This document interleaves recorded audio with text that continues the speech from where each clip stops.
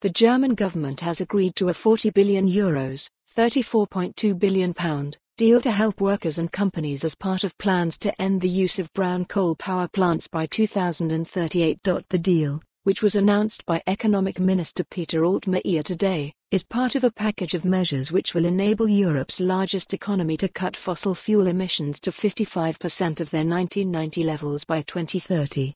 Read more. UK generated a record 83 days of electricity without coal in 2019. In talks which lasted most of the night, the government agreed to pay up to €14 billion to coal mining states Brandenburg, North-Rhine Westphalia, Saxony and Saxony-Anhalt until 2038. A statement from spokesman Steffen Seibert said. Other measures, worth up to €26 billion, would be commissioned by the federal government to help brown coal regions in the same time period. Seibert also announced that energy-intensive companies would be provided with annual subsidies from 2023 to help ease the burden of higher electricity costs caused by the coal exit. The combined sum of the compensation will be €4.3 billion, Finance Minister Olaf Scholz said in a press conference. Sources told Reuters that the government plans to pay supplier RWE roughly €2.6 billion in compensation for shutting down its coal-powered plants. The firm will cut 6,000 jobs, roughly a third of its workforce, by 2030. Chief Executive Rolf Martin Schmitz told a media briefing, RWE stretches to the limits of what is possible.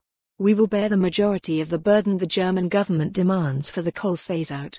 The firm had estimated it would receive compensation of €3.5 billion, excluding lost profit from its power stations.Mibrag, a Czech-owned mining company which operates in the east of the country, is expected to get €1.7 billion in compensation. The accompanying legislation for the transition away from coal power is expected to be brought before the government on the 29th of January. Altmaier told reporters, "What we have here is a good agreement for climate protection because it makes it clear that we are taking it seriously."